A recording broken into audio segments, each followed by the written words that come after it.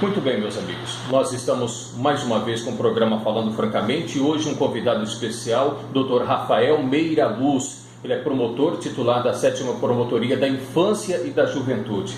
A verdade é que nos últimos tempos, aqui na região e também em outros cantos do Brasil, tem surgido inúmeros fatos envolvendo crianças e adolescentes. E o pior, a propagação desses fatos na rede mundial de computadores, nas redes sociais. Doutor, qual é a preocupação que o Ministério Público tem em relação a tudo isso? Bom, Tim, obrigado primeiro pelo espaço. Bem, em primeiro lugar, é a falta de uma cultura de respeito ao outro. Às vezes o sujeito grava um vídeo, ou publica um vídeo, ou compartilha na sua página, na sua rede social, achando que essas coisas não significam nada no mundo real. E cada vez menos o jovem, o adolescente, o jovem se dá conta de que tudo que se faz hoje em dia tem consequências. Sejam consequências de natureza moral ou consequências jurídicas. Então minha primeira preocupação é essa. Se conscientize o jovem de que ao usar a internet, ao usar o seu celular, que isso tem consequências jurídicas, ou seja, ele pode ser responsabilizado pelo mau uso dessas tecnologias. Se ele eventualmente filmar e repassar adiante, também está incorrendo em algum crime? Daí a gente precisa separar as situações, né? Se nós estamos falando de situações de natureza sexual, erótica, pornográfica, sim, existe tipo penal exclusivo para isso, que está previsto no ECA. Se for maior de idade, tem as penas, se for menor de idade é ato infracional, vai responder como adolescente. Aquele que produz, ou seja, aquele que grava, tem responsabilidade. Aquele que ajuda a gravar tem a responsabilidade. Aquele que arma a cena para que seja gravado tem responsabilidade, porque o código, o ECA, ele traz várias condutas que são responsabilizadas. Aquele que transmite para terceiros responde. Aquele que recebe e retransmite também responde. E aquele que recebe a imagem, vamos imaginar um vídeo, de duas pessoas namorando, e guarda consigo também responde. Ou seja, a lei ela abrange todo o espectro de condutas, desde quem filma até quem guarda e transmite. Isso de natureza, questões de natureza sexual. Vamos imaginar uma outra situação aqui. O aluno que grava a professora sem autorização na sala de aula. O gravar a professora em sala de aula não é nem crime nem ato infracional, mas é uma violação civil. Ou seja, o aluno que grava uma professora ou um amigo sem autorização, cabe a responsabilidade civil, tanto para a pessoa quanto para os pais. Se eu estou falando em algo praticado por adolescente, sim, os pais dele podem ter que indenizar a pessoa pelo dano moral sofrido. Quer dizer, a coisa é complexa. Tudo tem consequência jurídica. Se eu pego essa imagem e faço uma montagem, essa montagem pode acarretar apenas responsabilidade civil, ou seja, indenização, mas essa montagem também pode gerar um crime. Por exemplo, se eu fizer uma montagem dizendo que determinada pessoa habitualmente tem a conduta de usar drogas, eu estou imputando a ela um crime, isso é uma calúnia. Então eu posso responder por ato infracional disso. Aquele que recebe esse vídeo e compartilha, vamos imaginar que esse vídeo vai para uma página, uma rede social, no Facebook. O rapaz cria uma página falsa, um perfil fake, que agora é moda, faz lá uma ofensa racial ou o que quer que seja, por causa da orientação sexual da pessoa, e o outro vai lá e curte, compartilha e faz comentários. Esse sujeito, ele adere à conduta inicial. O sujeito que compartilha a ofensa na internet responde também pela ofensa. Doutor, falando francamente, tudo isso que o senhor falou da cadeia, depende para quem e depende da cena. Aqueles casos ali que você falou inicialmente, que eu falei inicialmente, de questão de natureza sexual, certamente não cadeia, porque as penas são altas. Tem penas aqui que passam 3, 6, 8 anos de reclusão e detenção para os adultos, Para os adolescentes vai depender da medida socioeducativa que vai ser aplicada. Depende de todo o contexto, Se é um adolescente que nunca teve uma passagem, de repente passou aquele minuto de bobeira, isso nós compreendemos, fazemos um trabalho de compreensão. Se é um adolescente que já tem passagens, já fez isso uma vez, etc., você pode inclusive determinar a internação dele de 6 meses a 3 anos num CASEP ou num CASE.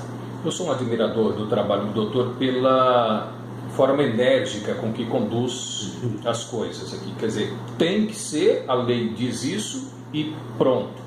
Recentemente nós tivemos um episódio que corre em segredo de justiça envolvendo maiores e menores de idade. Essas pessoas foram punidas, doutor? Bem, vamos assim. por ser segredo de justiça, eu não posso comentar o caso. O que eu posso dizer é o seguinte: os 2 menores estão presos. Deu cadeia. Estão presos, prisão preventiva. E os menores estão todos respondendo ao processo já judicial.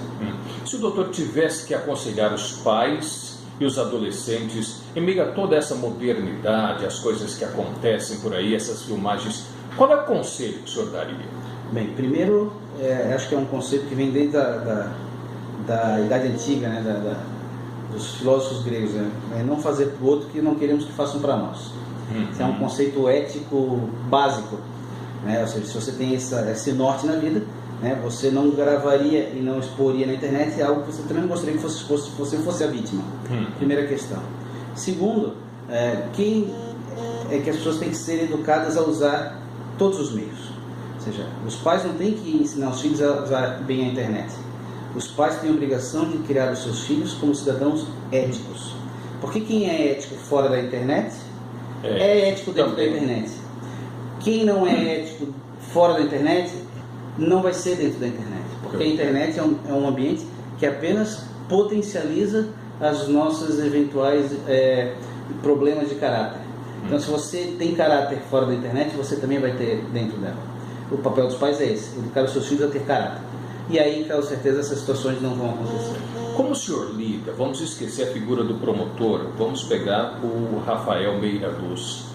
Como o senhor lida com essa questão diariamente? Inúmeros casos terríveis que chegam ao seu conhecimento. Até que ponto isso o afeta emocionalmente, doutor? Ou já está acostumado? Não, ninguém se acostuma a essas coisas. Claro, como profissional, a gente tem que manter um certo distanciamento emocional dos casos, embora é difícil, né? Esse caso que você comentou, que corre segredo de justiça, foi um caso que particularmente me marcou muito, né? Porque eu também sou pai, não sou só promotor, sou pai, sou cidadão, né? Sou humano, e isso mexe com a gente, né? As pessoas que são próximas de mim sabem como eu fiquei abalado aquela semana, né? Mas isso apenas me dá mais vontade de trabalhar. Tanto que esse caso foi esclarecido em uma semana. Tempo recorde. Foi muito rápido. Eu me empenhei pessoalmente, junto com a doutora Helena, que é a delegada nossa aqui, muito competente. Eu ia fazer registro, eu já fiz um programa com ela. Com a sua equipe, que tem pouquíssima gente, mas fazem milagre lá dentro da delegacia. Mas assim, foi uma resposta rápida. E a gente sabe que a justiça, quando ela vem de forma rápida, ela acaba sendo até mais justa. E é isso que a gente tenta fazer. E o acúmulo de serviço aqui, doutor? Tem muitos casos dessa natureza? Não, sim.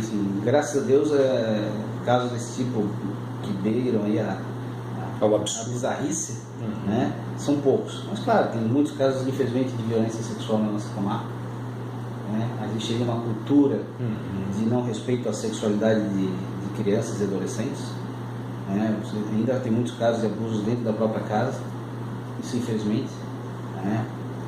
Tanto praticado por pais quanto por padrastos, madrastas, né? Mais padrasto que madrasta, claro. Mas assim, isso é algo que culturalmente nós precisamos trabalhar. O que eu posso dizer para a comunidade é que, caindo aqui na nossa promotoria, não vai ter vida fácil. No caso de abuso sexual, o crime permite que pena, doutor? Bem, aí vai depender, né? Das circunstâncias, cada caso é um caso. Esse caso que eu te comentei aí, a pena que nós calculamos aí por baixo vai chegar perto de 20 anos. 20 anos? Se Deus quiser. Porque tem vários crimes, né? Tem diversas qualificadoras, né? E precisa, porque daí você não tem como fazer um cálculo genérico, né?